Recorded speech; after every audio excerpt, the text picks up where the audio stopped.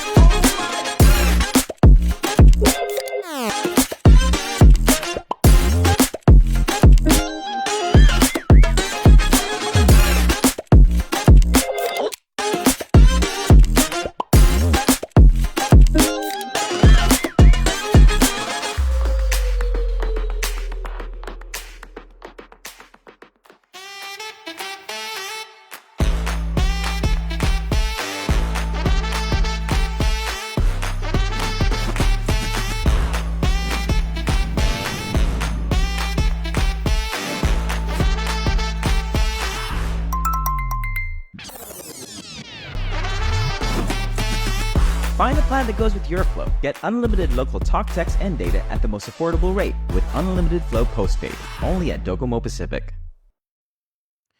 Wendy's Guam's Mushroom Bacon Cheeseburger is here for a limited time, and it's delicious. Juicy beef, crispy applewood smoked bacon, roasted mushrooms, and your choice of melted Munster cheese or Asiago cheese, all in a toasted bun. You can go double or triple, but hurry, it won't last. Grab yours today, only at Wendy's Guam.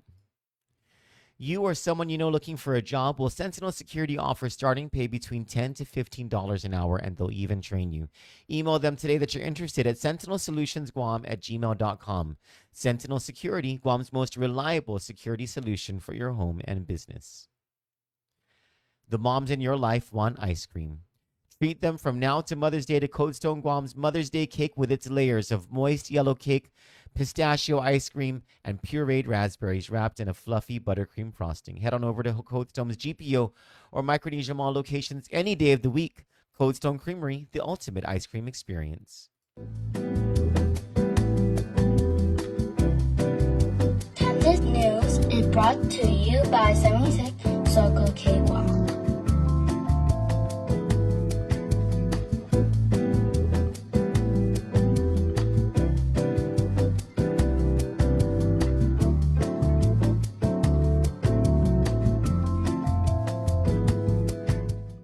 Boy, I've been running around today like a chicken with no head. It's Monday and we're getting things going and we're doing things. And I hope that you have had a wonderful start to the week just as I have. Good evening. It's 5:16 p.m. and in the background is my super naughty dog, Renesmee. No, I did not name her. I would not name a dog of mine, Renesmee. It is Monday, April 28, 2025, almost the end of the month, almost to the end of the middle of the year. Gosh, this year is going by quick. And you know who's made very good use of our time and their time? The Republicans in the Guam legislature. I am a registered Democrat, but I am not afraid to give credit where credit is due. And I have to give credit to the new Republican majority in the Guam legislature that is just jamming. You know, they're just on it. And one of the bills that is under consideration is Bill number 118-38 by Sabrina Salas Matanane, a freshman senator. I talked about this last week, and I've been actually talking about it a couple of times. It's one of those pieces of legislation that I really support. It gives a tax break, a graduated tax breaks all the way up to zero taxes on the BPT if you are a doctor or a clinic that accepts Medicaid. Not on all of your receipts, just on your Medicaid receipts. But I had a conversation today with someone. I really like having conversations with very smart people.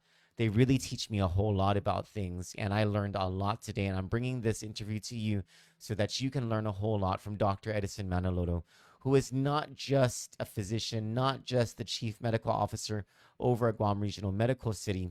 By the way, there's no conflict of interest, and you'll hear that in the interview. He's not only a doctor, he's also a certified public accountant. He's a certified government financial professional, and he's a certified health financial professional, meaning he is in a unique position. I don't know any other doctor who is these things on this island. He is in a unique position to present an opinion and information on this cross section of healthcare, medical care, planning for the impoverished, finance and government finance and investment. And so without further ado, here is what Dr. Edison Manaloto had to say about Senator Sabrina Salas Matanane's Bill number 118-38. Dr. Edison Manaloto, thank you so much for your time. I appreciate it. I appreciate it, Troy, and of course, always been a fan of the Kandit News and being able to speak on important issues, I think, that affect a lot of people. Thank you very much. And one of those issues today that we're going to discuss is Senator Sabrina Salas Matanane's Medicaid tax cut bill, just so to speak. Yes, right? yes. What's so great about this bill, in your opinion? I think anything that increases access to medical care and services by via being able to grant certain incentives. I think my background is, just to share a little bit about it, is I'm both a doctor, but I've worked in the public policy arena, having been a staffer and an analyst for the late Senator Vicente Ben Pangilinan, as well as Speaker BJ Cruz. So one of the things I always like to look at is, for me as a healthcare provider, is what are currently the policies out there that can help patients, and anything that increases healthcare access is a good initiative, right? So that's started off. And whenever I look at a piece of legislation, I wear that hat on, the public policy hat, as well as being a physician and also being a finance person, because that's what I used to do, right? And one of the things that I look at it is, what is the impact of this bill on all those different fronts? And I think anything that increases access to healthcare services, and what I like about this bill and aspects about it is it's very targeted, right? It's a well-researched bill in the sense that it takes into account what is really a big challenge for our Medicaid population. There's roughly around 49,000 currently enrolled in the Medicaid population. The actual figure here, and this is the latest report from DPHSS. It gives us the expenditure and allocation report for FY 2024 as far as fiscal year, the third quarter of the fiscal year. And as of this time, there was 49,320 individuals enrolled into the Medicaid program. So that makes Medicaid the plurality insurance provider on the island. It is, and that's what I think is not quite out there. I mean, you have a lot of presence, I think, in terms of people's psyche, in terms of private health insurance, because it's a competitive market. They go out there and they advertise between all the large health plans and all the existing private health plans. But I think what people fail to realize also is that the biggest healthcare insurance plan really, and that's what Medicaid is. It's an insurance, it's a healthcare insurance plan that is geared towards a certain income bracket as well as certain eligibility requirements. So it covers around, if you're talking about a population of about 160,000 people, it's roughly about 20% of the people that are on this plan. And I think the objective of this bill and the legislative intent has been to try to increase access. And why is access so important, right? Because if you're looking at the aspects of Medicaid as an access issue, is that generally people who or patients who are on Medicaid are very complex, and that's not just on Guam, but throughout the United States, right? They tend to be more complex in terms of medically as well as socially. They have a lot of what they term in medicine barriers to access. Transportation issues, issues with food security, issues that are not just purely about the medical care, but issues that surround them. Their healthcare. So let's play this out in practical terms, right? You talked about transportation. So in terms of their healthcare, if they don't have a reliable ride to go to a doctor's appointment or to do some sort of screening that they need at a certain age, they're going to miss out on preventative care opportunities. In terms of food security, if they are on Medicaid, they're likely on food stamps, and they might not have enough money to purchase all the healthy stuff that normally is more expensive than the unhealthy stuff, right? This is the sort of practical application of what you're talking about.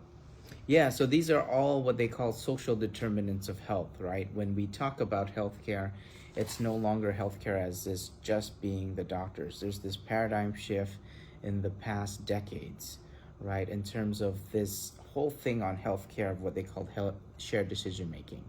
Gone are the days a doctor comes into the office or even the hospital room and tells you what to do, right? They present to you risks, benefits, alternatives, and everything else in order to inform you fully about what's going on with your health. And the reason why this bill is it targets specifically the Medicaid population, which historically there have been challenges to the stuff that we discussed about. If, let's say, for example, a patient is amputated, right, is an amputee, there are special transportation, you need to have certain transport that accommodates them. And if that's not available, you're right, Troy, they will miss that appointment. And constantly missing those appointments, what does that lead to? It leads to the patient, for all intents and purposes, if they cannot get access to that care, these problems become not really dormant. They become not in the forefront of it. Think about, and this is the way that I like to explain it to my patients. Think about your body as a car, right? It doesn't mean that the car runs well or is running, that there are no problems. Many times, if you see things on the dashboard, and I think a lot of us who own cars know that, sometimes you ignore what it is. And similarly, we see patients doing that. They are feeling something, but because of an issue, either with any of those social determinants of health, be it finances or anything else, it becomes difficult to seek care. And just like a car, if you had taken that in for your annual maintenance, right, had the brake pads changed, had the oil change, that car can run much smoother. But then if you do not address these things, the car breaks down. And anyone who's been in that situation knows it's very expensive. So let's talk about the spillover effect. Yes. So instead of investing $200 every 3 to 4 months or every 6 months, you wait for a couple of years and all of a sudden you have a $6,000 bill for the car, right? In terms of healthcare, if you are not getting the preventative care that you need or not addressing issues as they come along over the course of years, at some point, it's going to cost a whole lot of money and it's going to be in the emergency room. And if it's at the public hospital, that means the people of Guam are paying for it. Yes. Or even in the sense that when you talk about it, when you talk about the Medicaid state plan, taxpayers are also paying for it. So even if they go to GMH, if they go to GRMC, there is a cost to the taxpayers of Guam, and not just at GMH, but also at any healthcare facility. If they are using Medicaid to cover the costs. Yes. So, and even the same with MIP or any of the other health plans. So the way to think about it is, if an office visit, if you have hypertension or these chronic diseases, if an office visit costs $100, typically ER bills are around $4,000 to $5,000, right? So just the cost of that, And that's why even nationally there's been a push and a lot of incentives from Medicare and CMS to give money for chronic disease management. They're encouraging that because the moment that they go into the what they call the continuum of care, the tail end is the hospitalization. It's very expensive. It's very expensive to build hospitals. It's very expensive to staff hospitals. It is a 24-hour facility. You're paying, healthcare costs are going up.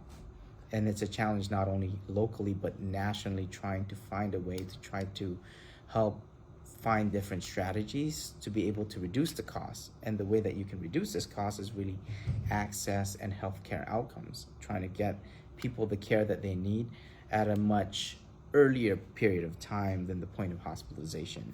Thank you for making this very easy for our audience to understand. I appreciate that very much. Let's talk now about that access you're talking about.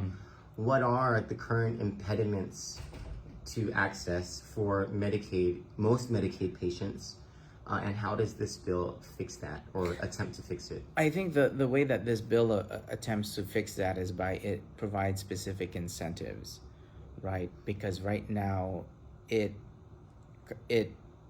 costs a provider. There's a cost to them to be able to provide it through. It's basically the business privilege tax. Whenever you see or offer services to a Medicaid patient, you pay business privilege tax. So really, the how it expands access is it provides a direct financial incentive, or in the terms of a tax abatement, in terms of business privilege tax. So that's one.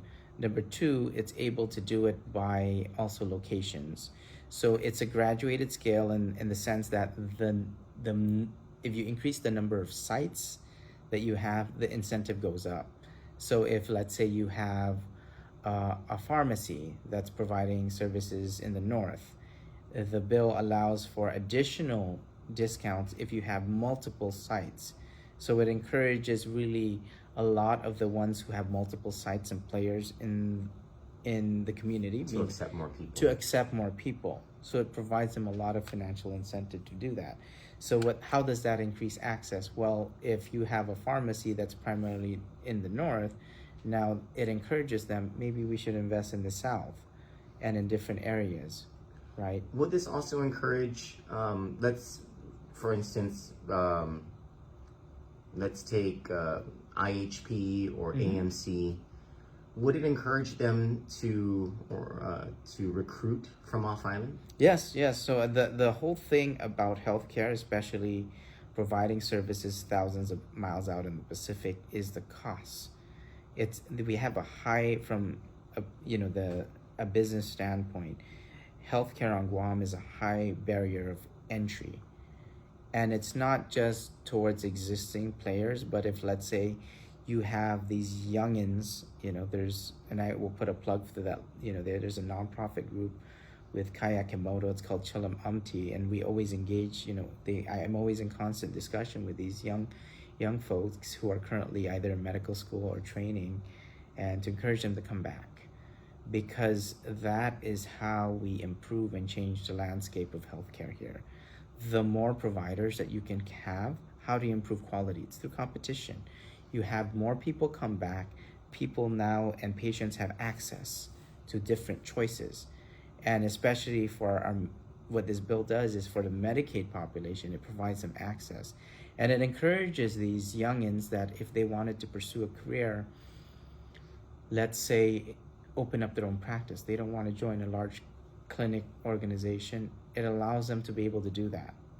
And it provides them financial support in order to do that at the beginning, right? So if you allow these barriers to come down, you allow more of these young folks really, and this diaspora of medical graduates and who are in training or in medical school to come back, and you provide them an environment that allows them to come back.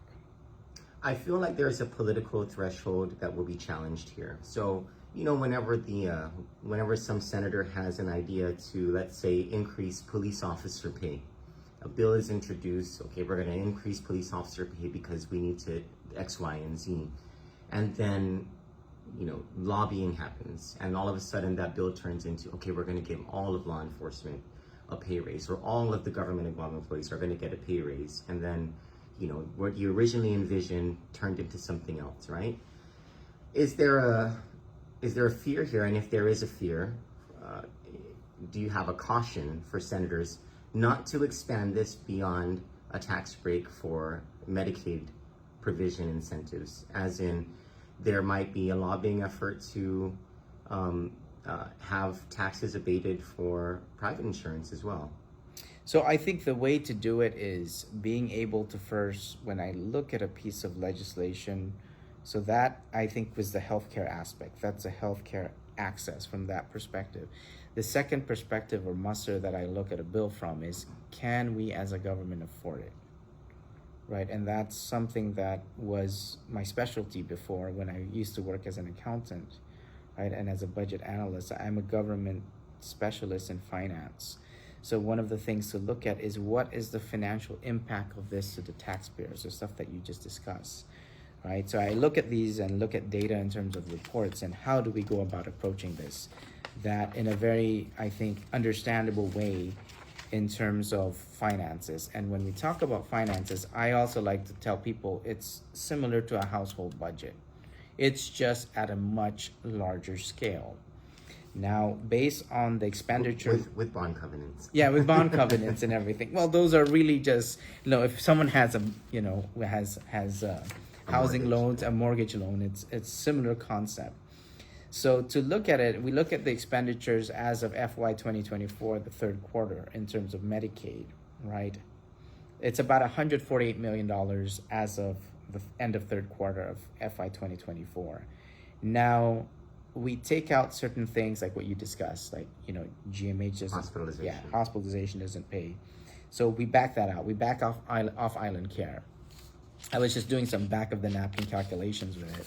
I just want to share it with you, Troy. So It's a pretty penny. It's the majority of the expenditure. yeah, it's right? a majority of the expenditures are 148 million, right? You back out everything else, it's around 86 million that's left, because you're backing out hospitalization, which is 55 million. That gives you to 93 million roughly, and you back off island, which is stuff that we send that we can't provide here. So that's right, $86 million, right? So if you take that $86 million and roughly you multiply that by 3, because that's 3 quarters, because you're estimating based on the last quarter. So for a full year, it's around $115 million. Okay. And you take what will be the full impact if you were to grant, you know, a BPT exemption, 5% of those services, because that is what would be eligible as a pot. Right? That's considering a full abatement. A full abatement, right? And in terms of what would be the maximum impact if you were to do something like that. If everyone accepted Medicaid. Yes. Yeah. Okay. So that's assuming everybody accepted Medicaid is $5.7 million a year. Okay, annually. so then our bond creditors won't be so unhappy about something like that. Exactly. So that's one of the things that you have to look at.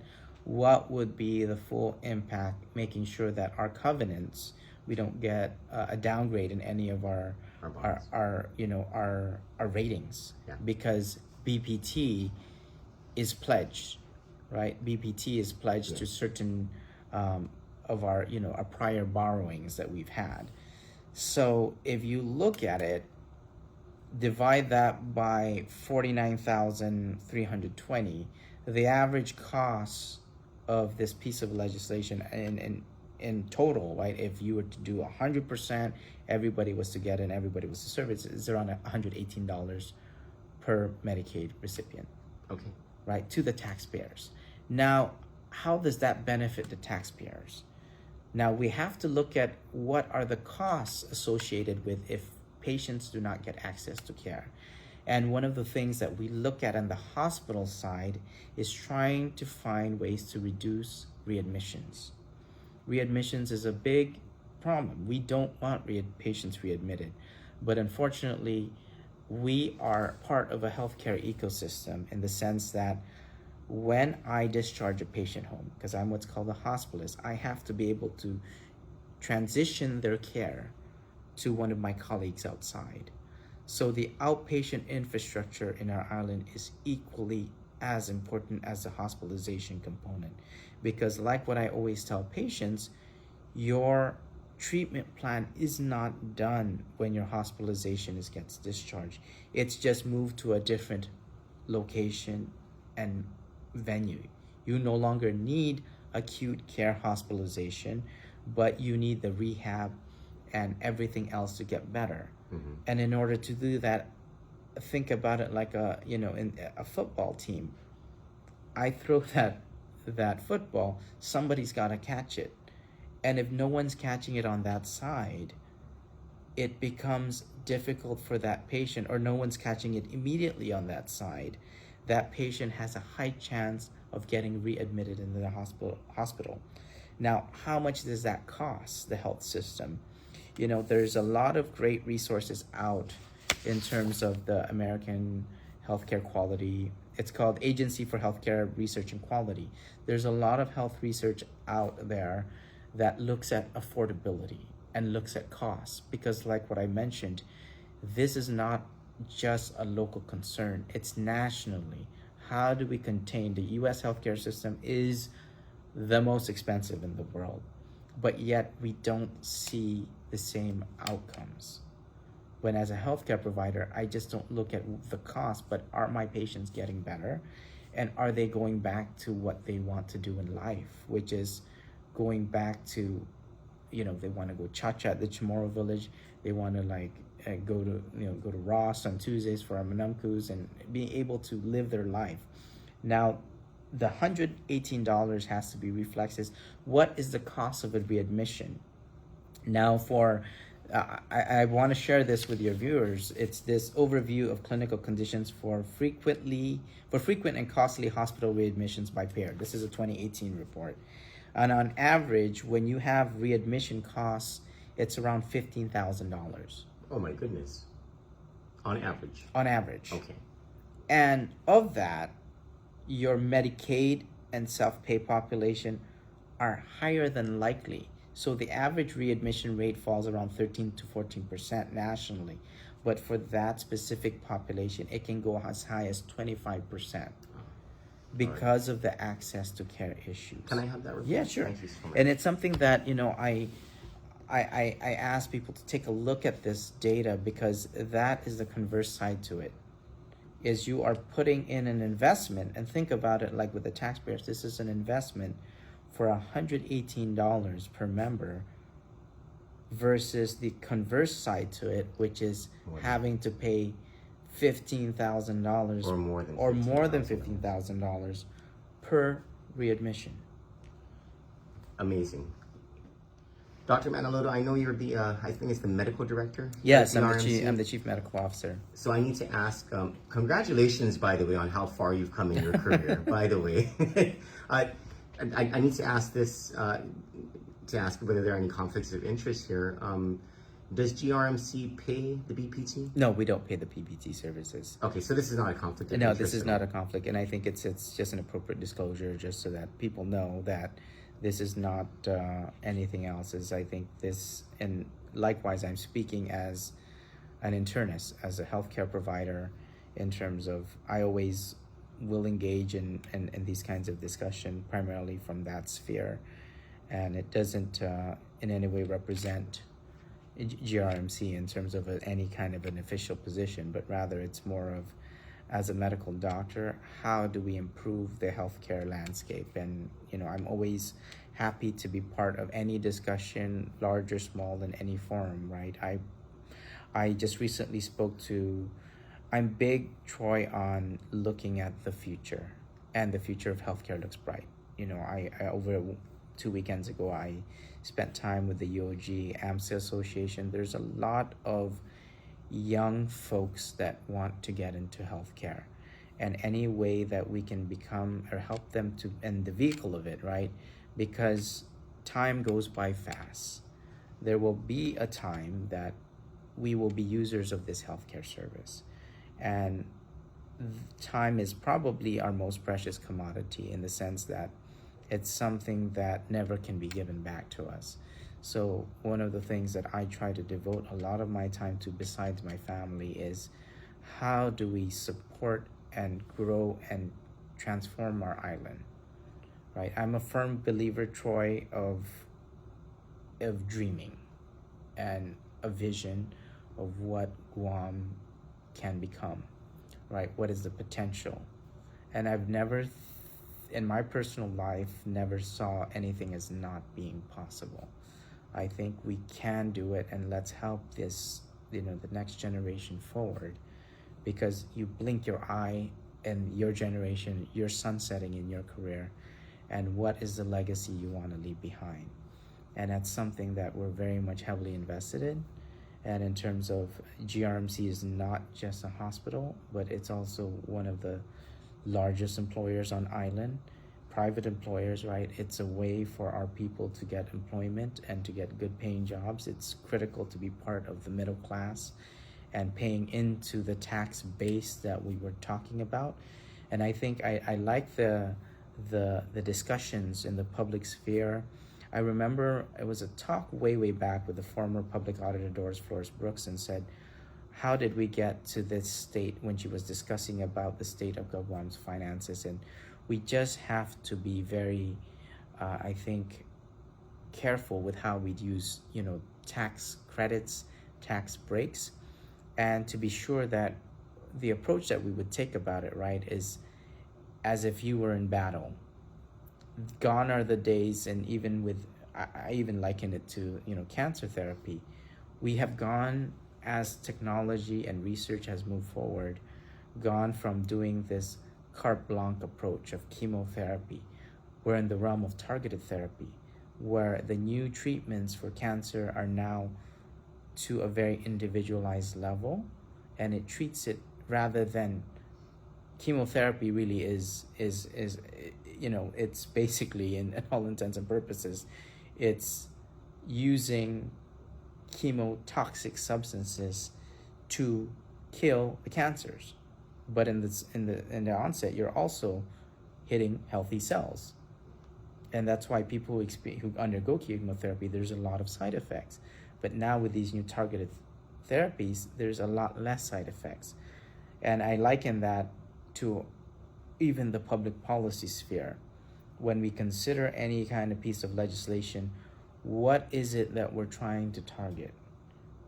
And we mentioned, I know I don't want to go in extensively about it, but I told you about the bill about food security, right? The Senator Shelley Calvo's bill on being able to provide our manamkus. So it's targeted to a group, a vulnerable group, and trying to get them some kind of food security. And I think that's, looking at it from that approach, it's very targeted. It's to a specific population that is at risk for food security. And it's something that I think it's a good thing that if we support these kinds of efforts, right, that target, I think, the most vulnerable of our population, because that's the only way that we can rise up as a community. It goes without saying that you support Senator Salas Matanane's bill. Yeah, I support her Are bill. there any changes you would make to it? In terms of the bill itself and the construct, I would say the main thing is the aspects that I did like about the bill is there's accountability on the healthcare provider. So in the national level, if you follow it, there's a lot of things in fraud, waste, and abuse. So I think what it does is it provides some hefty penalties on the healthcare provider. On a trust but verified basis, Yes. right? That's where this bill goes. Yes. Okay. So the other things, though, that I would have to take a look at with the bill, I think, is ensuring that, DRT, so there's a cost associated to it, ensuring that they have enough examiners. I right? see. And this bill does not make an appropriation to DRT. Yeah, so as that's something that I would need to, what would be the implementation of that? So I think looking at that cost, because that's also part of the discussion. Wouldn't BBMR consider that in its issuance of a fiscal note? Yes. So BBNR will be doing that in terms of what DRT would need, likewise what public health would need in order to because they would be DRT would have to promulgate the rules for the program and everything. So there's a whole regulatory mechanism and infrastructure that would need to be taken into account. So I think that's something that would, I have full faith and trust in the legislature seeing it up close about, over a decade ago, and seeing it at work. And I think having 15 different minds work on something creates a better product. You are right, Troy. There are still that lobbying, and that's all part of the political process. But I have enough faith that through the process, we have enough things in place and checks in place that will ensure that. And ultimately, our Magahaga has to look at anything, and she will have her input in terms of why it doesn't work, what it works, and her thought process and decision making that goes on. So we have a system of government that ensures that. Right. So, I mean, it's just looking at it from the technical aspect of the bill. That's something that I like about it, because it does have a certain level of accountability and enough teeth that if a provider does this, there are penalties and penalties with interest, which I think we need to start thinking about for these are public monies and everything that they have to deal with. If anybody willfully does that, what are the corresponding, there's even a time period where it's a lockout period. Similar to if you were found to be not acting in good faith, there's a lockout period. So those are technical aspects of the bills that I do like. But the other aspect that I don't know that in terms of the BBMR aspect and the fiscal, that's for BBMR to do, is what would be needed to implement it, not just from the standpoint of the healthcare provider, but also more importantly, does BBMR have enough tax examiners, or no, does DRT have enough tax examiners, and or does DPHSS have enough people to be able to implement that program? Dr. Manaloto, thank you so much for your time. I Yeah, very much appreciate it. always, Troy. God bless you. Yeah. We got that dynamite. We got that dynamite. Find the perfect ride for you today with the New Year New Ride sales event at Guam Auto Spot. Get behind the wheel of the 2024 Outlander Sport, starting at just $22,995 or only $156 per paycheck. Visit GuamAutospot.com or call 671-478-AUTO.